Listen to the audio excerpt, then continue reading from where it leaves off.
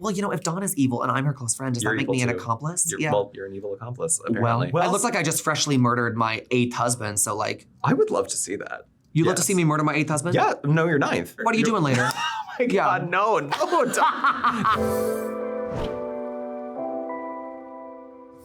Hello, I'm Joey Nolfi with Entertainment Weekly, gathered here to have a key with the cast of RuPaul's Drag Race Season 16. And though the picture screen you're about to see her on might have gotten small, like, you know, when you're watching Drag Race on your iPad, she's sure to remain a big star throughout. Please welcome another queen in the running for this year's BFA Weaponizer title, Miss Plasma. The fact that you can already, infer that from this is impressive. And also, yes, that would be me. The second you walked in the room and I saw this, I was like, yeah, okay, yeah, Jan, BFA Weaponizer, no. This is the new one. This is the new one. Oh yeah. Hello. Hello. Thank you very much for being here. You look true. I mean, look at this. I mean, this is just a casual interview look. I literally just woke up 10 minutes ago. Where am I? Of course, yeah, I don't know. Who knows? Who the hell knows where we are? It's not for us to know. Yeah. But skimming through your photos online and seeing some of your performances, I have to say, in addition to just the looks, it feels really refreshing, I think, to see a queen from a younger generation doing these tributes to like old Hollywood and stage productions from so many different eras. You go from like Death Becomes Her to Chicago to Herbie to Marilyn Monroe, Funny Girl. So do you remember what first sparked an interest in this aesthetic and this classic vibe, like as a little theater kid growing up? Yeah, so I love to tell this story. My grandmother has a magnet on her refrigerator of Lucille Ball from the chocolate shop scene on I Love Lucy. And I remember like growing up, we would watch the Red Skelton show. We would watch like all the classics. And I just sort of like, I don't know, I saw Wicked when I was 9, which like really just makes a lot of sense looking at me now. I've always loved it. I've always had a flair for the theatrical. We grew up watching, The Sound of Music. When I found Funny Girl for the first time, I was like, oh my God, I've never seen an entertainer with such presence and also such a nose that looks like this nose. And it just like, it opened a lot of doors for me. It was the first thing that I ever recognized as an art form and a career that would make sense to me. Mm-hmm. My grandmothers and the people that have really formed me as an individual taught me a lot about the classics. Mm-hmm. So it's sort of like an homage to them. I was just gonna say, yeah, it sounds like it has a meaning for you beyond just being an aesthetic or a vibe. Like it has a connection to family for you. Yeah, for sure. That's beautiful. That really is beautiful. But speaking of Funny Girl, I saw your photos in full costume outside the theater in New York. So what did you think of Leah Michele? Who is that? I know who that is. That was a joke. God. Oh my God. I was like, and that's what you missed on Glee. No, I did not see Leah in that production. I saw Beanie on the 3rd row. What was Beanie doing? What was the next question? No. I'm a nerd and I worship at the feet of Barbra Streisand. Mm-hmm.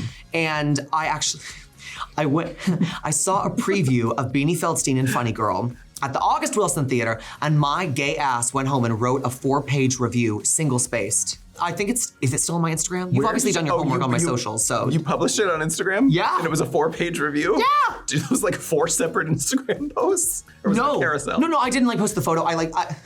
I put the link to the Dropbox in my bio, and I said, if you're interested in expanding your literary prowess on the musical Funny Girl, now running at the August Wilson, go check it out. Because I am that BFA girl that you suspected I was. Yeah. Oh, clocked it real quick. As soon as I clicked on the Instagram, I was like, yep, this is the one. So there were several that were in the running, I think, and doing the research and looking through, but then I was like, no, this is the one.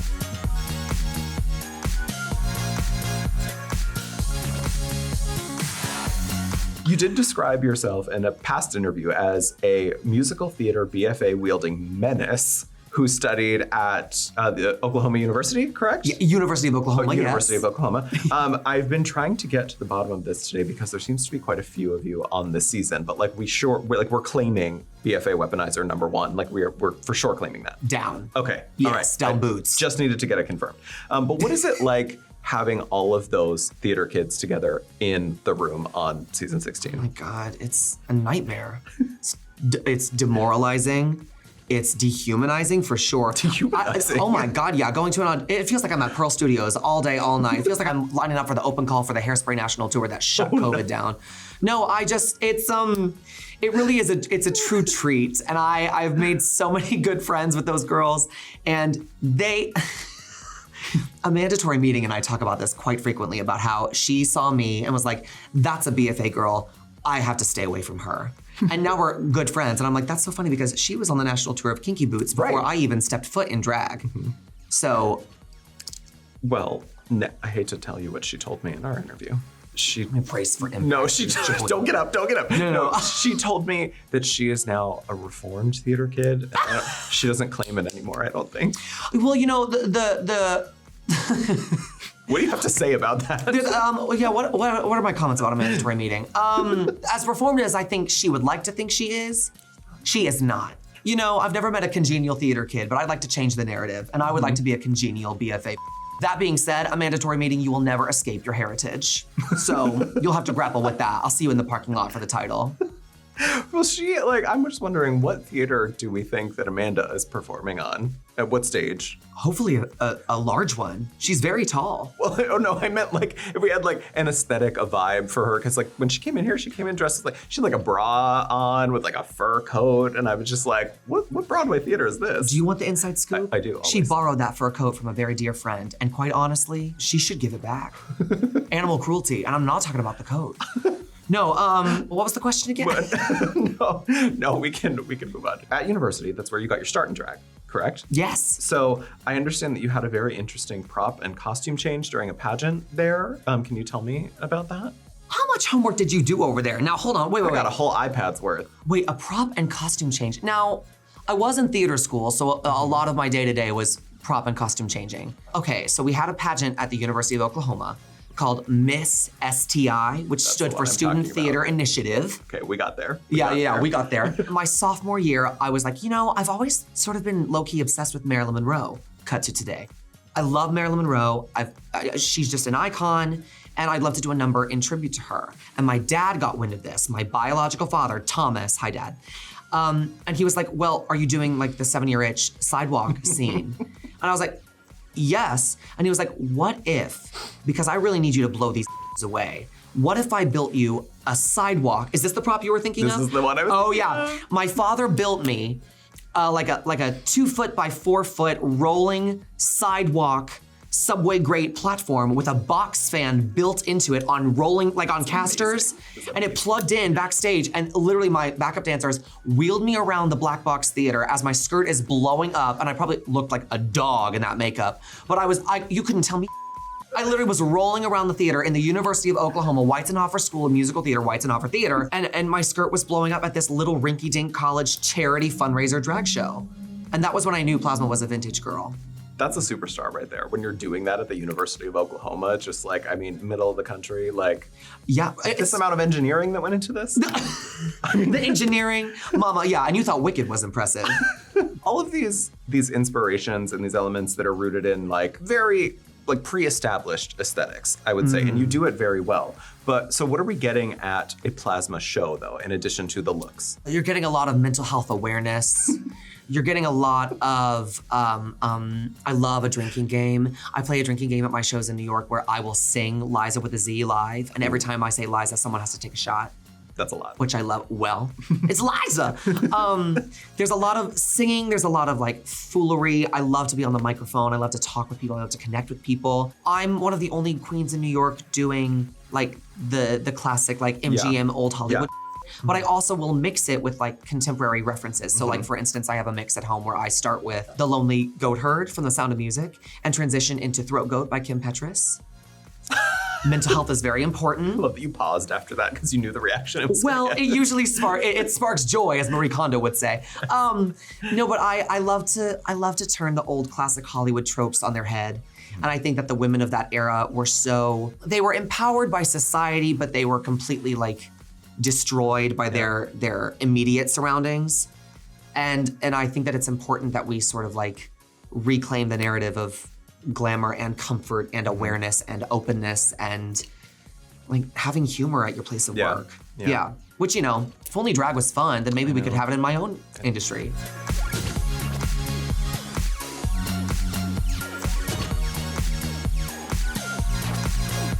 Do you think that it's maybe a dying art, classic Drag? queen. God, I hope so. Well, yeah. No.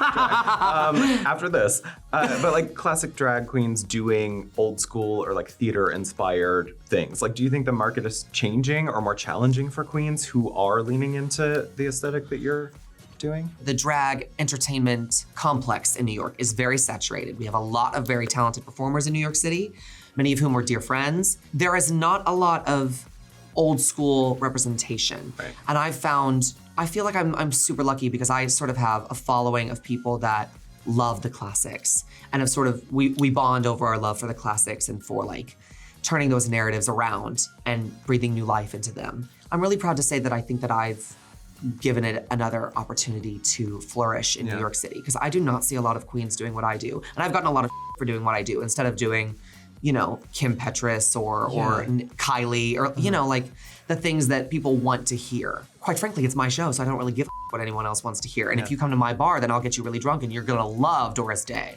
tonight. So I imagine in New York City, you know, doing what you do, you have to have had cross paths with like Alexis Michelle, or like do you Oh, her? Oh. No, it's actually, yes, I've crossed paths with Alexis multiple times. I just said that very strangely, phonetically. I've crossed paths with Alexis multiple times. Okay, jinx, that's Judy. Well, yeah, it's just my camera. Alexis and I are friends, and the first night I ever, actually, this is a fun story. Okay, yes, great segue. Here we go, you ready for this? Okay, ready. The first night I ever did drag in New York City was at a pageant called Lady Liberty, and Britta and Rosé was in that too, right? Yes, she was. Yeah. Britta was hosting, and Alexis was the guest judge star. And the first thing that we talked about were the materials that Anthony Powell used on Glenn Close's Sunset Boulevard costumes. It was a bond forged in heaven. It was a bond forged, forged in something. In that club, oh yuck. Okay, no, I love that. Yeah, nice so story. we like hit it off directly. And I was doing a Marilyn number that night, and I had the giant pink dress with diamonds, or girl's best friend, all of that. Yeah. And Alexis was like, I like what you're getting at, and we have a lot in common. And it was a really cool moment of like, oh my God, a Ru girl noticed me. Oh. We talked about fabric. Yeah. It was so gay, I loved it. It was great. Did she give you advice for going on the show? No. Did you ask her? No. I've been on a bit of an aesthetic journey, a makeup journey specifically in very recent times. Alexis and I was not at a point where I could conceptualize doing drag at such a high level, I think. I was very much a baby. And so I didn't think that it had even crossed my mind that I would be here now. Yeah, in hindsight, maybe I should have asked her a question. How to pull someone's lipstick. Or just cry a lot. Just cry a lot. Okay, an Oscar or no, Tony. She deserves a Tony for that performance. But also, okay, so to pay the bills, we all have our day jobs as well. And just like Miss Robin Fierce at Best Buy last year selling us TVs, I saw you posted on Instagram that you went to your day job at Equinox in full drag. So how did that go, and what exactly is your day job there? Well, it doesn't exist anymore, quite frankly, which is wonderful. I quit my job at Equinox to become a full-time drag queen in New York City. I believe that kindness is very important, so give me just a moment. Yes, take all the time you need. Yes. Thank you. I worked at Equinox on Wall Street as my first actual tax-paying job in New York City, and that was insane. Yeah. And I used to take my sketchbook and draw looks, sketch looks at the front desk while people would be coming in, and I'd be like, yeah, you look hot or whatever. Thank you, welcome. And then I'd be like, oh yeah, it's a peplum. Do you like that? And it's just, I would be working on drag when I was at work. And then I transferred to a different location and met a lot of wonderful people. And the manager at my new location knew that I was a drag queen and came to see me perform at a Valentine's Day gig I did. And then she was like, would you ever want to do drag here at Equinox? And I was like, I think that sounds like a hate crime. No, thank you. And then she was like, no, we'll pay you. We'll get you in there. We'll make sure you're safe. You don't have to perform at all. Just we're throwing a party for some sort of event that they do at gyms. Literally didn't think that those existed. And also, yuck. But she was like, we would love to have you. And so they literally paid me to come to my day job and clock in drag. Wow. It was great. And if you've seen it in the video that I posted, I'm all over the tables. Yes, you I'm are. Annoying people. I took a group fitness class. You did? What did you look like at the end of that day? No comment. No comment, please.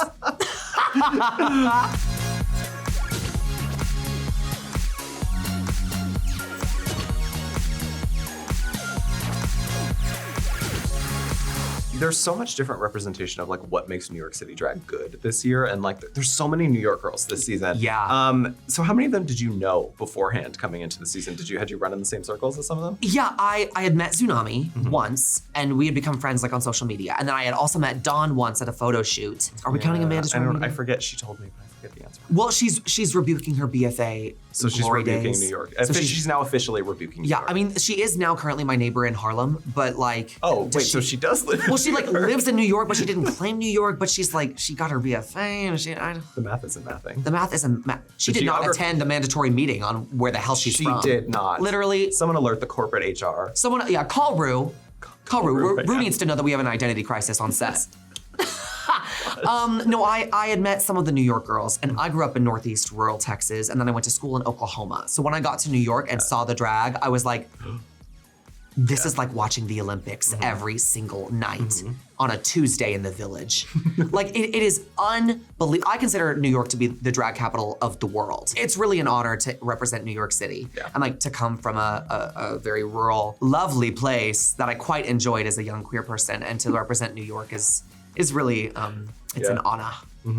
And you are now on the Olympics of drag, on RuPaul's Drag Race, and I imagine that it was a very wild season given this cast. It's a really good cast. So what can you tease about, I mean, we know there's twists every season, or maybe multiple twists every season. So what can you tease about what's coming in the episodes ahead, and how does this season step it up from past seasons of Drag Race? I can tell you this, I have never in my life, being from New York City and feeling like I watch the Olympics every night, I have never in my life seen such a high level of drag in my entire life. It made me, being there, being completely like flummoxed by it in the moment, it made me so excited to be a drag queen and a drag artist.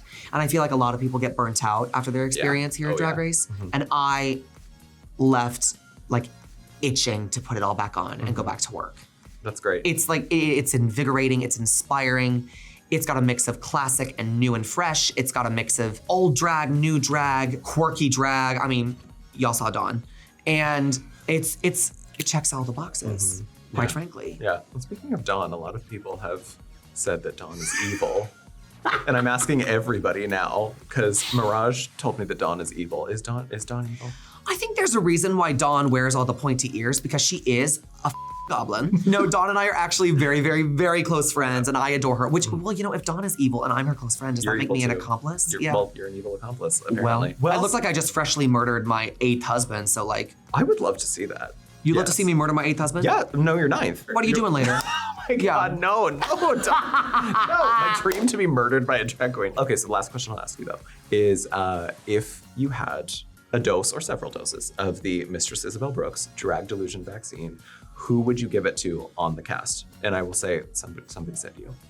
Somebody said me? Somebody said you. Are you at liberty to share who? Or is that against? A journalist protects their sources. Doctor-patient confidentiality. Yeah. So in this scenario, the vaccine like cures the delusion? Correct. And someone said me? Well, so like they just implying that you needed the vaccine. This interview's over.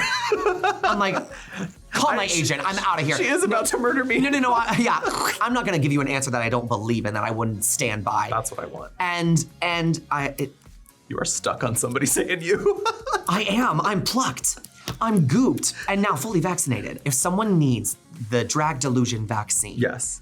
in this first rollout, Right. If we're operating on a priority basis, Correct. I really don't want to say Plain Jane because I think she's gotten enough airtime. Wouldn't be the first. But that girl is rotted from the inside out, and I would love to have a doctor examine what's going on behind all of that. That's been the majority answer so far. Really? Yes. Well, that's not very interesting, is it? I'm gonna say Dawn. Okay, so Dawn is evil. Yes. Dawn. Dawn is evil. We're coming back to Dawn. Dawn is, well, also, I am a Scorpio. I Yeah. love evil. So if Dawn's evil, then count me in. There we go. Because we're drinking about it somewhere. Well, can't wait to see how this all plays out on the season ahead. Plasma, thank you so much. This was a really fun interview. You were amazing. It was so much fun talking with you and meeting you, and I cannot wait to see what you do on the season. Hold on to your hats, girls. Holding. Oh my God. I also think I am the hat girl of the show. This season. A new title. Okay. The hat girl. I'm in the Coconut Girl of the Avenue. Yeah, that's me. Hat girl. Thank you so much for having me. From one hat girl to another. Stay tuned for more with the cast of RuPaul's Drag Race Season 16. Mwah.